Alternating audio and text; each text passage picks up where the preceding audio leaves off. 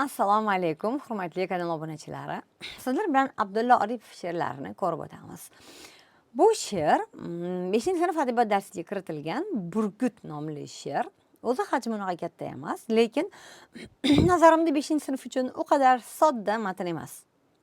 Yosh burgut uchmoqda ko'kda shiddatkor, kumush bulutlarning to'zg'iti parin, uchmoqda qalbida mag'rur ishonch bor, qaqshagan qoyalar cho'qqalar sari. Abdulla Oripovning o'ziga xos bitta uslubi bor, antiqa sifatlar topib bera oladi.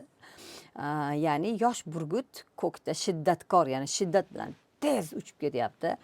U shunday uchyaptiki, kumush bulutlarni parini to'zg'ityapti, ya'ni bulutlarni yorib o'tyapti, ya'ni balandlikda bulutlar orasidan uchib o'tyapti. Uchmoqda qalbida mag'rur ishonch bor, ya'ni u shunday uchyaptiki, o'zicha mag'rur va o'zini qalbida qanaqadir ishonchi bor.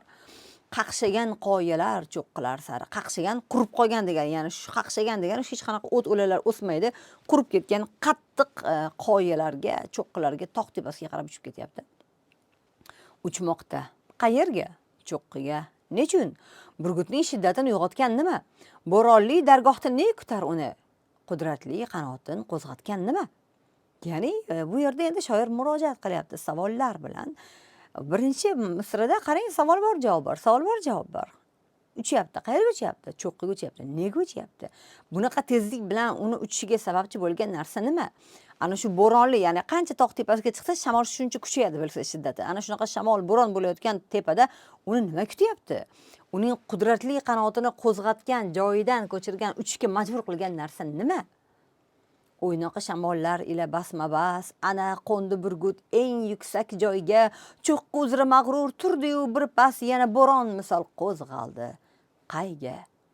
Ya'ni burgut tepaga uchib chiqib bordida, shamollar bilan basma-bas degan go'yoki poyga o'ynab ketdi shamollar bilan. Oxir eng yuksak joyga chiqdi, qo'ndi, mag'rur turdi va keyin bo'ronga o'xshab qo'zg'alib yana uchib ketdi. Axir ne bo'lardi bersang tabiat, shu buyuk shiddatga yarasha maqsad.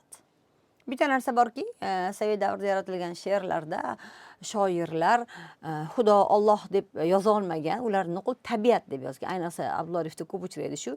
Ey tabiat, sen mana shu qushga shuncha shiddatga yarasha maqsaddan bersang nima bo'lardi, deyapti. Va ehtimol mana shu yerda qandaydir bir ramz bordir, lekin bu ramzni 5-sinf o'quvchisi topishiga meni shubham bor. Ya'ni bu mening shunchaki shaxsiy fikrim.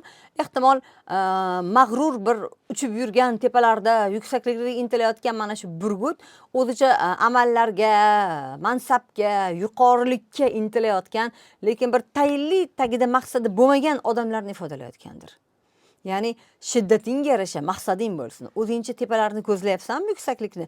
Ana shu tepaga chiqqandan keyin qiladigan ishing ham bo'lsin degan bir xuddi da'vatga o'xshaydi.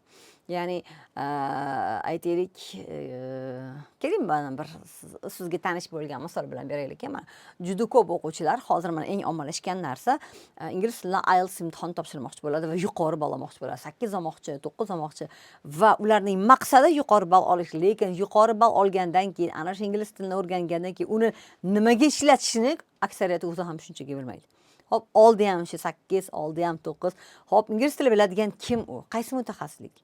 Va endi ana shu o'rgangan tilini nimaga sarflaydi? Nima ish uchun? Nimaga kerak unga ana shu sertifikat, ana shunaqa aytaylik, yuksak bir maqom, xuddi shunga o'xshagan.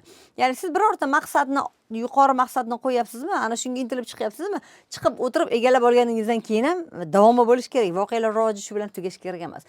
Ehtimol mana shunaqa demoqchi bo'lgandir, yana bilmadim. Sizda boshqa fikrlar bo'lsa, albatta fikrlaringizni biz bilan baham ko'ring. Hozircha xayr, salomat bo'ling.